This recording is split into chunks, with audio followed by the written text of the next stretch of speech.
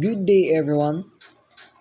I am Zil J. Sousa, and today I will be telling you a story entitled The House of Atreus. You can just listen and enjoy.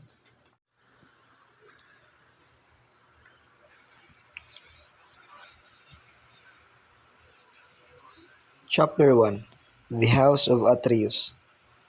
Agamemnon and his brother Menelaus were members of the unfortunate household of Atreus.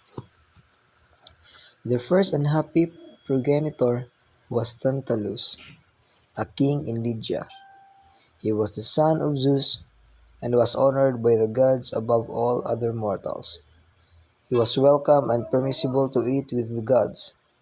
In exchange for this honor, he then murdered his son Pelops and offered him to the gods. That offer was quite serious, but the gods do not eat human flesh. He was then sent to the underworld and be tortured for his lifetime. He was placed in a pool that would fill with water until he tried to drink it, and beneath fruit that would descend until he reached for it. Tantalus' offense against the divine beings was the demonstration that kept the heavenly and mortal from truly getting together to celebrate once more.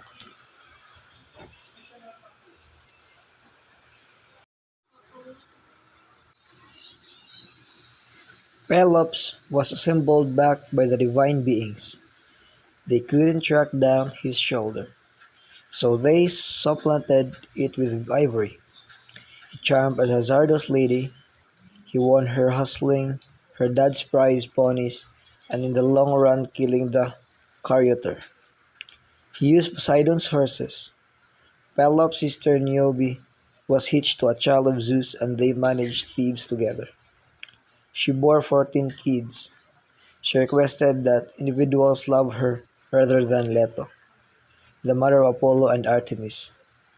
The twins transformed Niobe and her younger sister into stone. Pelops had two children, Atreus and Thyestes. Thyestes went gaga for Atreus' significant other and Atreus killed his siblings' youngster and taken care of them to him. His better half sweetheart, Aegisthus, the child of Thyestes and his cousin, killed Agamemnon. Some think that Clytemnestra killed her better half as retribution for the penance of their little girl Iphigenia. Menelaus and Agamemnon took their lives in an unexpected way. Menelaus was lost close to the Nile, however got back and kicked the bucket in thriving. Agamemnon passed on account of his better half and her sweetheart. At the point when he got back as a vanquisher, the elderly folks of Argos were troubled on the grounds that they were aware of his significant other's disloyalty. Others were stressed over the penance of his little girl. Clytemnestra moved toward her distant memory spouse, and she realized that each man there, with the exception of Agamemnon, know about her unfaithfulness. She confronted him and invited him home. The seniors of the town became uncomfortable as she drove him inside. Agamemnon called for Cassandra to come out. The prophetess went crazy since she considered the royal residence to be a house floated by the diving beings. She realized that she and Agamemnon would pass out that day. Clytemnestra killed him and felt no distress, since she was certain she had retaliated for her little girl. Agamemnon's different kids were Electra and Orestes. At the point when Orestes developed more seasoned, he went to the prophet at Delphi and got some information about the homicides. The prophet advised him to kill both of the killers. He felt sadness, blasting on the grounds, because this implied killing his mom. He and his cousin went to the royal residence, professing to bear insight about his demise. He killed the darling first while his mom attempted to prevail upon him. Orestes killed her and was promptly sought after by the shadowy figures of the rages. It would be numerous prior years they stopped seeking after him.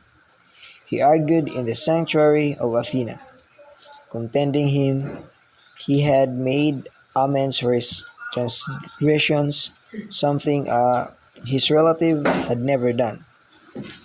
Athena heard his supplications, and the Regis halted their interest. There is a substitute story about the penance of Iphigenia.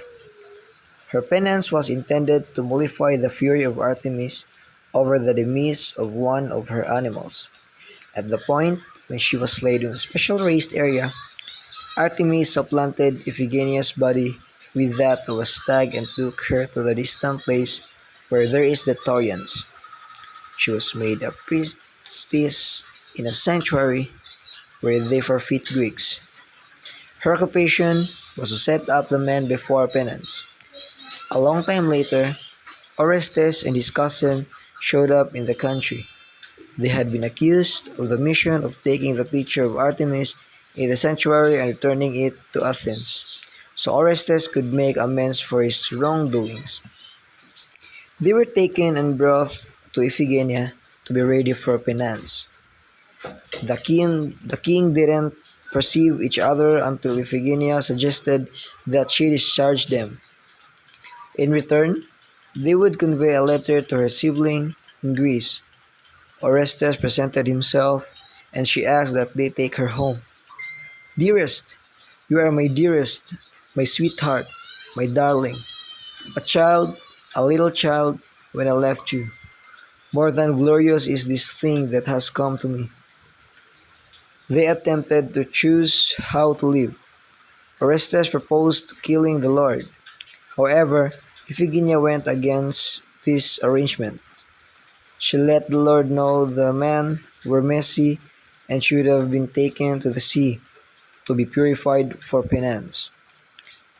He accepted them, and when they got close to the shore, they attempted to escape in a boat. The Lord was going to send an armada after them. However, Athena showed up and advised him to release them.